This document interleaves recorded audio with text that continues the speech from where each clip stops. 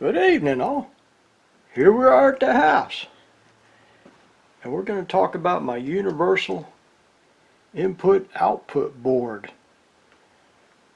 This is the board that I programmed to test the Schlatter SWEP05 operator panel in the last video.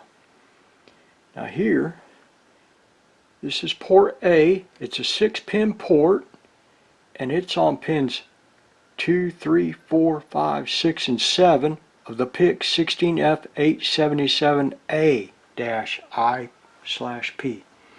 This is the 6-pin port right here. Now I like to lay out my boards so that bit 0 of port A is here. So this is bit 0, bit 1, bit 2, bit 3, bit 4, bit 5. Now all of these ports, port A, B, C, D, and E, they share other functions. They're programmable. You can program them for digital input and output, or for instance, port A here, you can program for analog input, among other functions. Now here is port B. That is this port right here.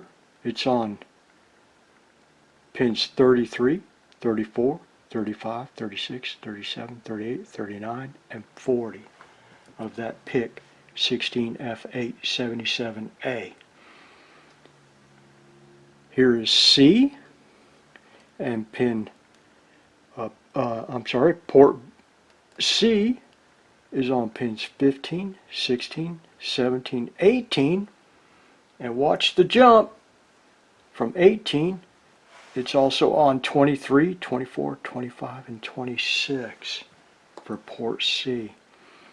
Port D does the same thing. This right here is port D. We go bit 0 on port D is 19, 20, 21, 22, and then we skip bit 4 through 7 are on 27, 28, 29, and 30. The last port right here is a 3-pin port, and it is on 8, 9, and 10. This connector right here allows me to bring the 5 volts and ground of the 78 SO5 voltage regulator out on these pins, and I use those pins for pull-up resistors or pull-down resistors. This orange connector down here is where I bring the voltage in to power up that 78 SO5 voltage regulator. This pin right here is the VN. Whoops, we're sliding off the screen. This pin right here is the VN, the voltage input to that regulator. And these 2 pins down here are the ground input to that voltage regulator. I've got 2 filter capacitors right here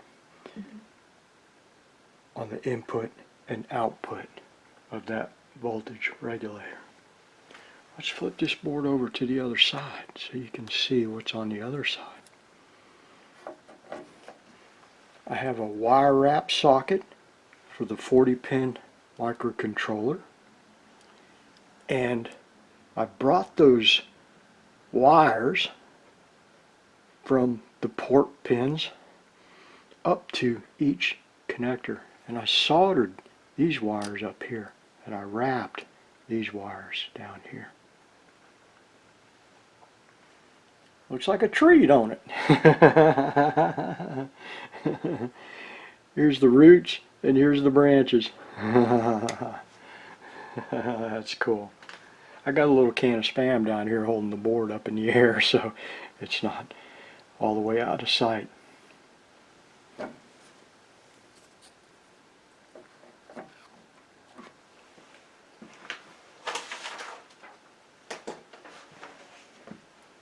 Next page we're going to look at is the clock circuit. I have a 4 megahertz clock right here, and the power supply input and output section right here.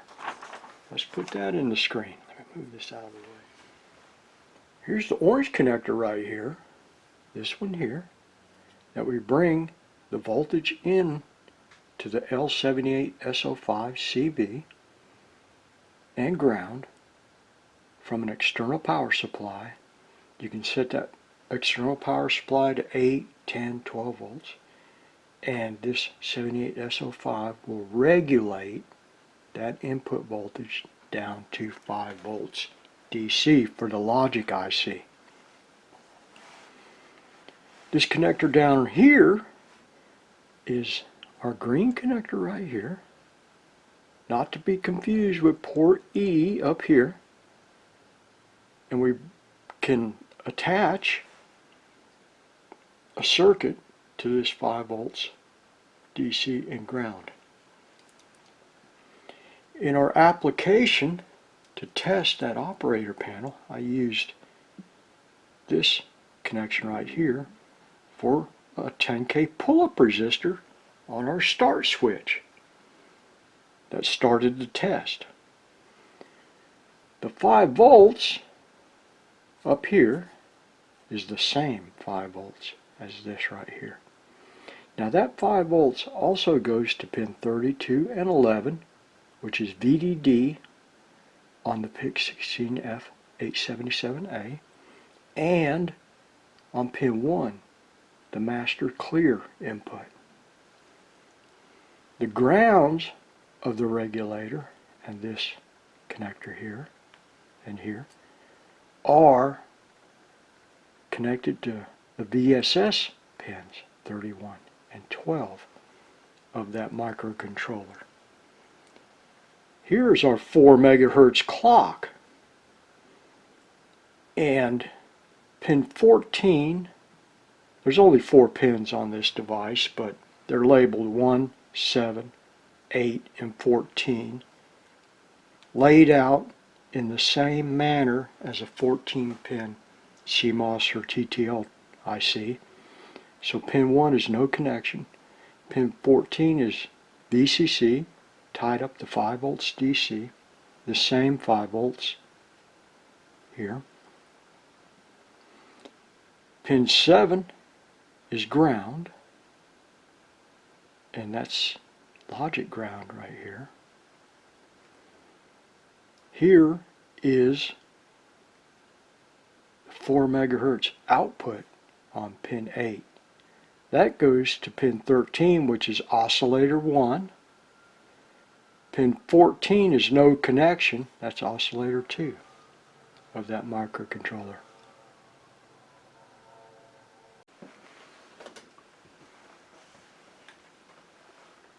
Now on the filter capacitance of this 78SO5, I used a 470 microfarad 35 volt electrolytic capacitor right here on the input to that voltage regulator, and I used a 47 microfarad 16 volt electrolytic capacitor on the output side.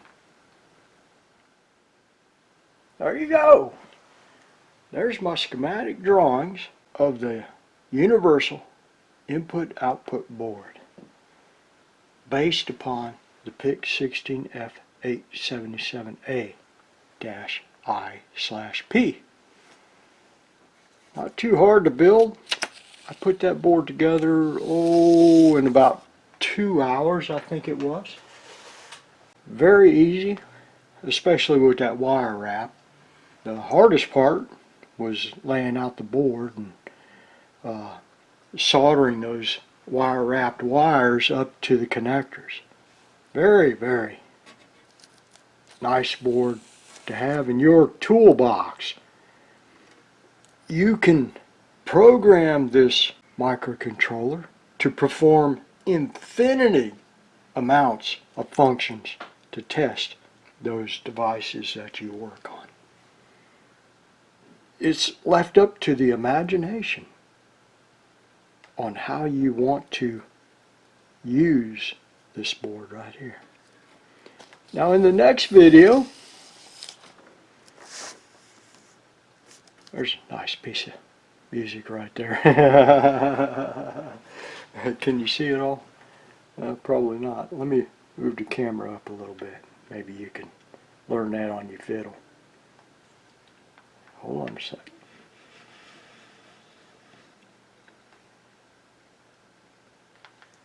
See if we're at the top.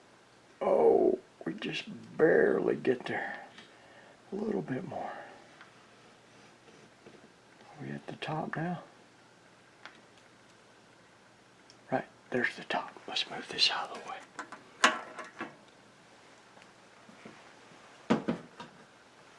That's a wonderful fiddle tune right there. It's called Tripping Up the Stairs. Oh, I'm getting sidetracked. What was I saying? What was I saying? Oh, yeah, that's right. In the next video, and it's going to be a complicated one because I'd like to finish this, but we're going to talk about interfacing the Schlatter SWEP05 operator panel to that universal input-output board. And that entails understanding how that operator panel displays data on those 7-segment displays. So we're going to talk about that. And it also entails the program. We're going to have to talk about the program inside that microcontroller that goes through each character, 7-segment display, and LED, and how that universal input-output board talked to the operator panel. So we'll have to strap in on that one. All right, folks, it's getting dark around here, and we got to go and cook some dinner. Guess what we're having tonight? Did you see that can of Spam? I know. Enjoy the time on this side of the dirt. We'll see you next time.